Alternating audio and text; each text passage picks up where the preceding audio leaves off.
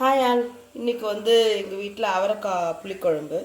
So அதுக்காக நான் வெங்காயம், பூண்டு, அவரைக்காய் எல்லாம் கட் பண்ணி கழுவி வச்சுருக்கேன்.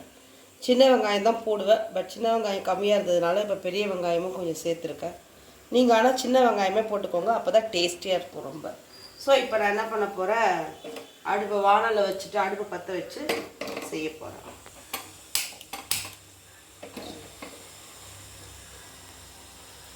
இதில் பார்த்தீங்கன்னா புளிக்குழம்பு ஃபுல்லாக நல்லெண்ணெயில் தான் நான் செய்வேன். அப்போ தான் ரொம்ப டேஸ்டியாக நல்லாவும் இருக்கும் டேஸ்ட்டு. ஸோ அடுப்பு பற்ற வச்சுட்டு வானல் காஞ்சதும்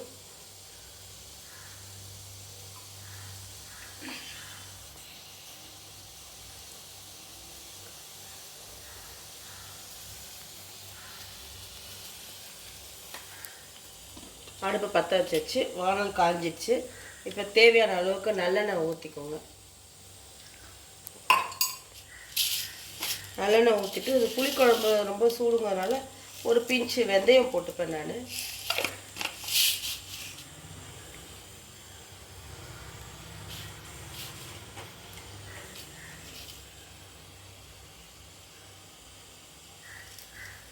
கடுகு போட்டுட்டு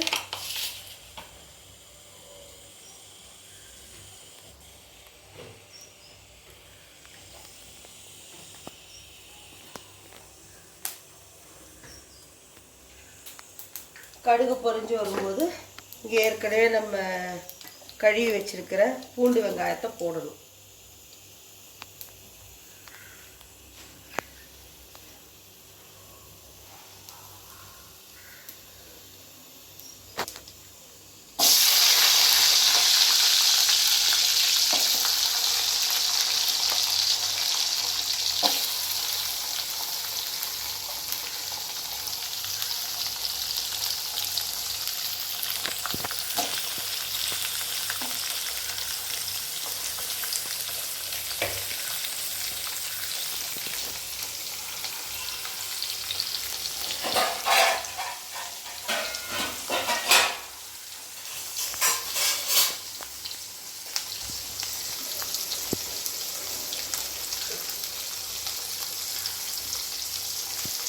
இந்த பூண்டு வெங்காயம் நல்லா வதங்கணும்.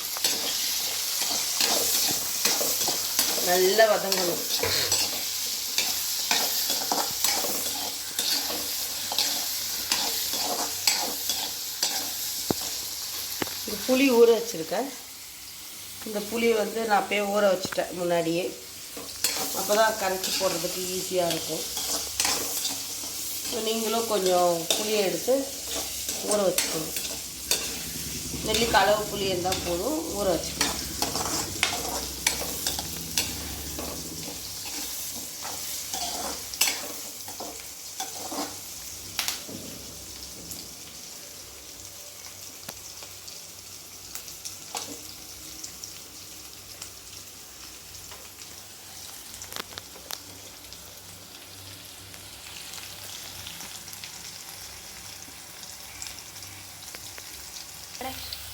இப்போ பூண்டும் வெங்காயமும் கொஞ்சம் நல்லா வதங்கிடுச்சு. இந்த கழுவி வச்சுருந்த அவரைக்காவையும் நல்லா போட்டு வதக்கணும்.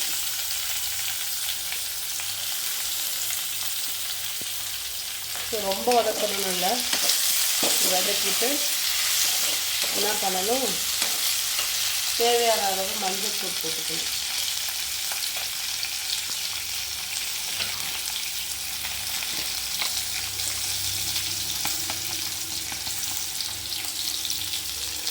மஞ்சத்தூள் போட்டுட்டு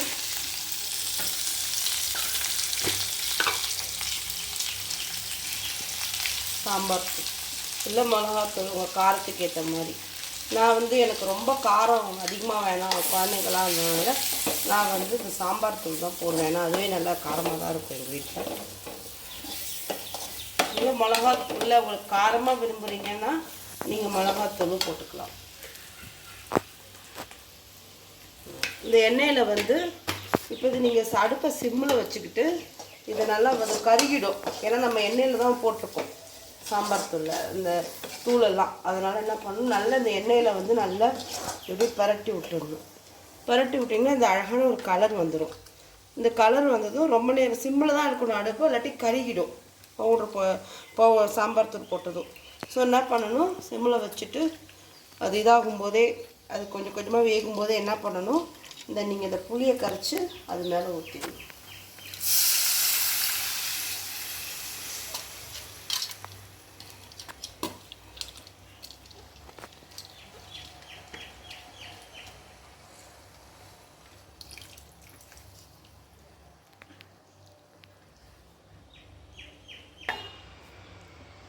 இப்போ தண்ணியெலாம் ஊற்றிட்டு புளி கரைசல் ஊற்றிட்டோம். இன்னொரு வாட்டி அதை நல்லா கரைச்சி தேவையான அளவு தண்ணி ஊற்றி இப்படி கலந்து விட்டோம்னா இப்போ குழம்பு நல்லா கொதிக்கும் போது அந்த எண்ணெய் நம்ம நல்லெண்ணெய் ஊற்றிருக்கோம் இல்லையா, அது பிரிஞ்சு தனியாக வரும். உங்களுக்கு பார்த்தாலே தெரியும்.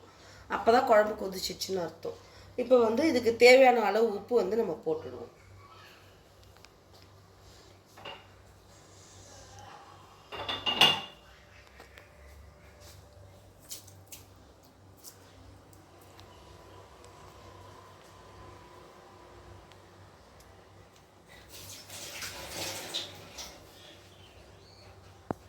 இந்த குழம்பு நல்லா கொதிக்கணும், அது வரைக்கும் நம்ம வெயிட் பண்ணணும். இப்போ பார்த்தீங்கன்னா புளிக்குழம்பு நல்லா கொதிச்சிடுச்சு. நான் சொன்னேன் பார்த்தீங்களா, எண்ணெய்லாம் ஓரமாக பிரிஞ்சு நிற்குது. ஸோ இப்போ என்ன பண்ணிடலாம், நம்ம ஆஃப் பண்ணிடலாம். அவ்வளோதான்.